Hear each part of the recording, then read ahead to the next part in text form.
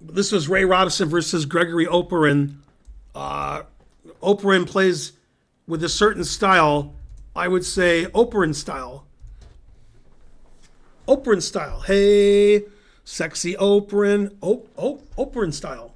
Okay, and Ray Robson's white. Grigoriy Oparin is not only one of the players in the tournament, but he also works with Fabiano Caruana, helping him prepare his openings and stuff. And both of those players will be playing in the U.S. Masters in Charlotte Thanksgiving weekend. So if you want to see a lot of the best players in the U.S., that's a good tournament to go to and play in some other section or watch or, something. Get autographs, selfies. Okay, so they played a Nimzo Indian. I finished my Nimzo Indian course a few days ago. It's be available for purchase on Chessable in about 17 days. Okay, and in my course, I give B6 as move 4 against most reasonable tries, which Black eventually did.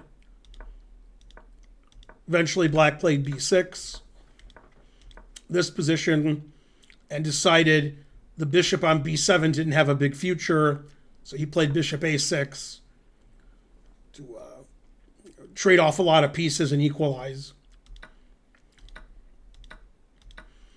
So White's slightly better. White has a better center, but Black has no weaknesses. And weak C pawn on the half open file here, weak A pawn. So Black has chances also. White gets rid of his weak C pawn. The engine says it's equal now. The engine actually prefers rook F to C8 to rook A to C8. But you have to understand something is when you move a rook to a square and the other rook could have gone there, it's always the wrong rook. That's just the way life is. Okay, I think the engine slightly prefers knight e7 or knight e8 to e5, but e5 is still playable. Then knight d4 is correct. Knight takes e2, and knight to e8. The knight wants to go to d6. Engine says white is slightly better. Thanks the Bubbas, you're the best. Yeah, the engine says white's better here, but since Black has the C file and a blockade, should be able to draw.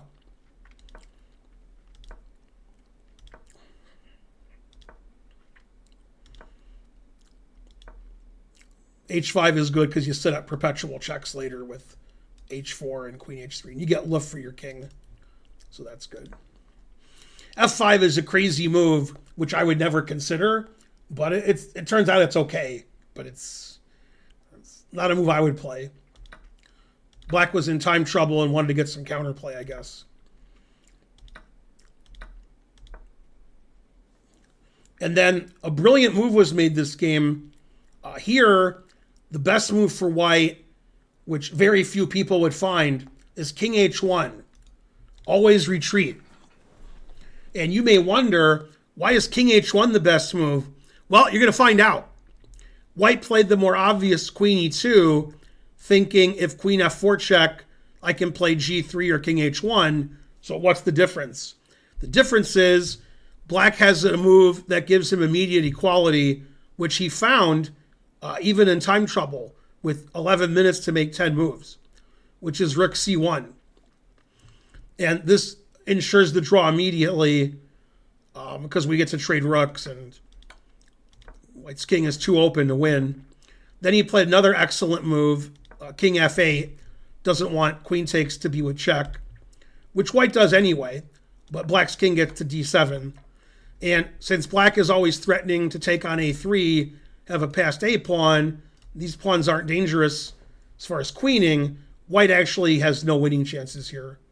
So White ended up winning the e pawn, but Black's always going to take here or give perpetual. So no winning chances. Always repeat.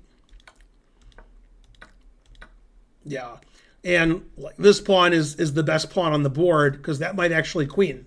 This pawn's not queening. These pawns aren't queening. The king is open, so black has a lot of perpetual checks too.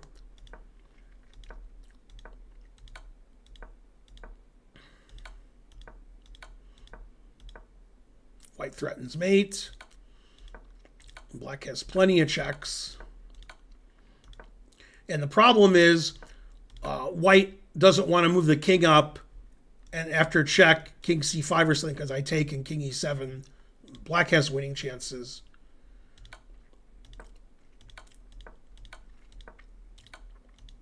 And then draw was agreed because pawn's too strong. And the king is getting checked forever, and so forth. So that was a very good game where white had a slight advantage and could have gone maybe for a clear advantage if he had played king h1 at some point. But he missed rook c1, I think, in time trouble, and black was able to draw pretty easily for him. Very high-level game.